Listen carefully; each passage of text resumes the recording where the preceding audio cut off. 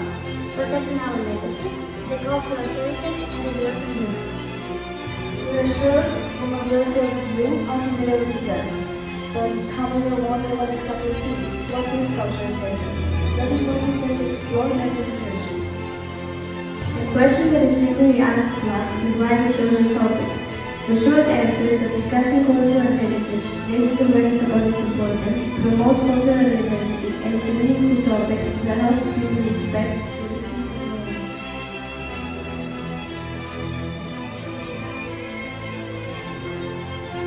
And most importantly, we want to be the reason for any action against illicit trafficking.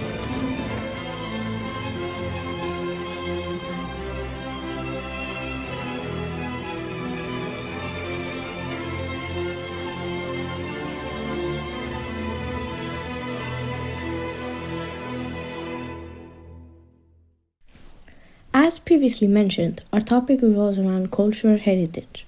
So I'm asking you, what is cultural heritage? Cultural heritage is a living treasure of human history, linking the past with the present and inspiring the future.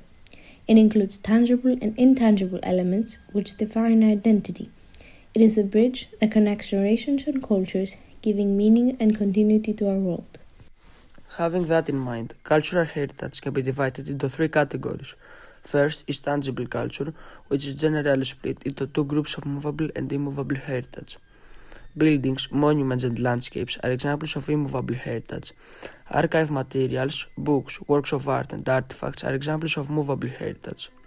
Second is the natural heritage, which encompasses the natural environment, including flora and fauna, as well as geological elements such as significant landscapes, biodiversity and geoparks. Lastly, intangible heritage, which consists of non-physical aspects of a particular culture, more often maintained by social customs such as folklore, traditions, language and knowledge. Additionally, cultural heritage serves several important purposes in society, including preserving identity, inspiring creativity, developing economy, fostering unity, and contributing in education and learning. Now, into our second chapter, the European Union. While policy making in this area, meaning Europe, is primarily the responsibility of member states, regional and local authorities, the European Union is committed to safeguarding and enhancing Europe's cultural heritage. It does so through a number of policy areas and programs. So, in light of the European Union's involvement, we would like to present its significant successes, which for your understanding we will demonstrate as three different parts: political developments in light blue, programs and initiatives in dark blue, and actions against illicit trafficking in yellow. The first part consists of two agendas. The first one in 2016 is the European Agenda for Culture.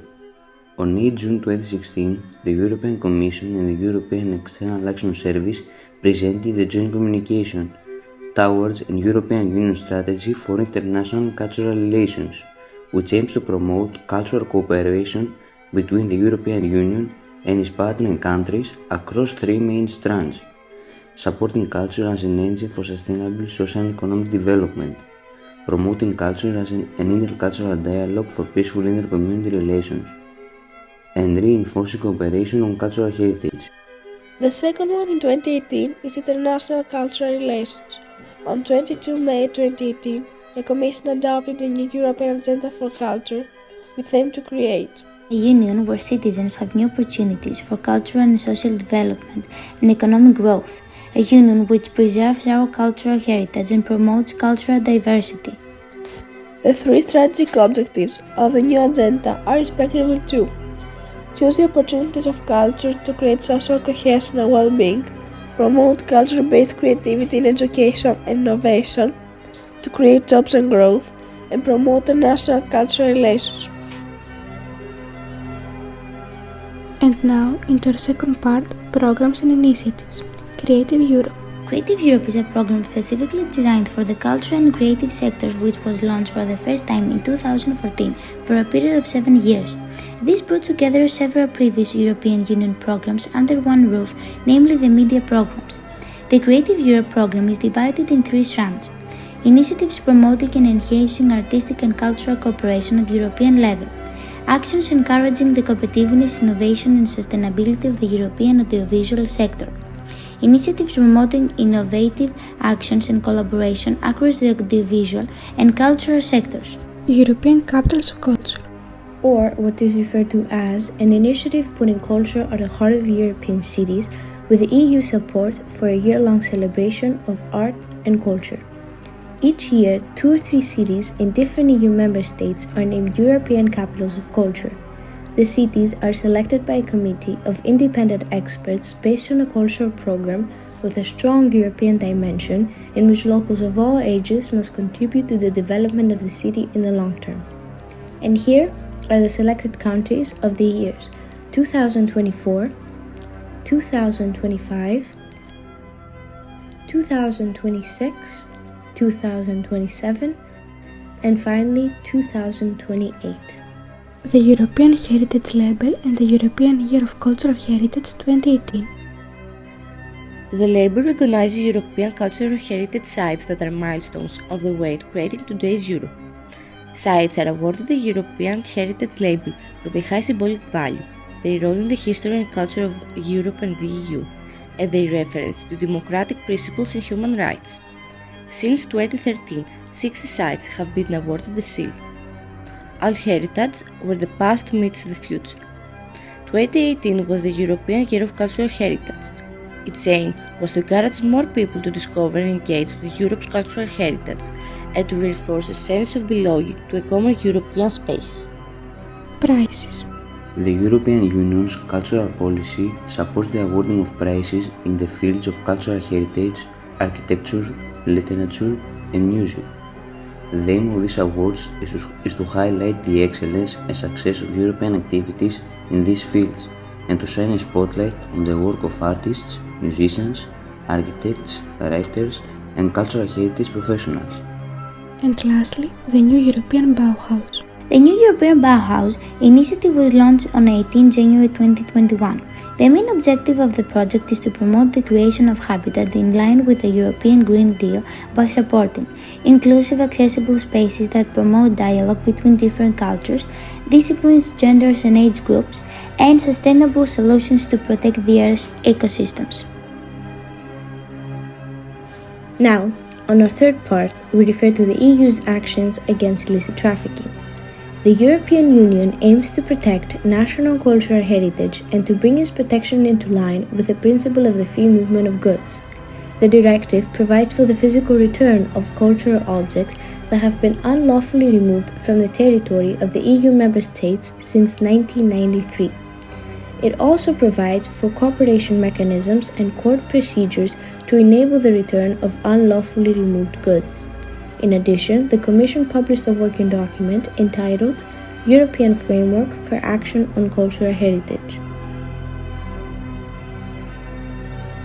Last but not least, our third chapter, illicit trafficking. Cultural objects are of major cultural, artistic, historical and scientific importance, yet they are often subject to crime. This, as expected, has a devastating impact on cultural heritage inside and outside the European Union. Trafficking of cultural goods is the illicit import, export, and transfer of ownership of cultural property. This can take different forms.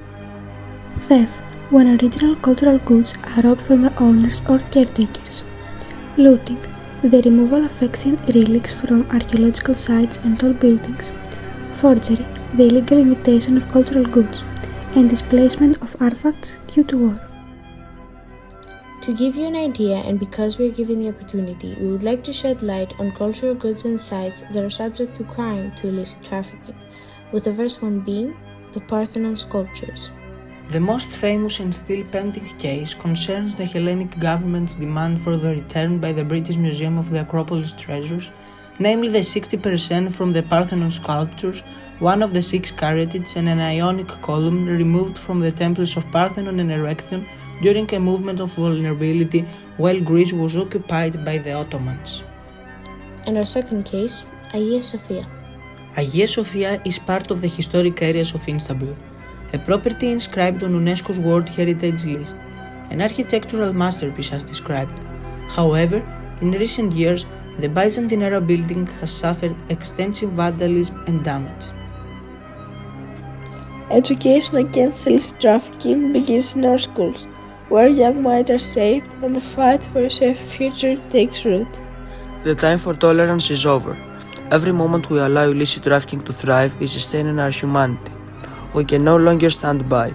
Every second of inaction feeds the distraction. Illicit trafficking must end now, or we risk losing everything.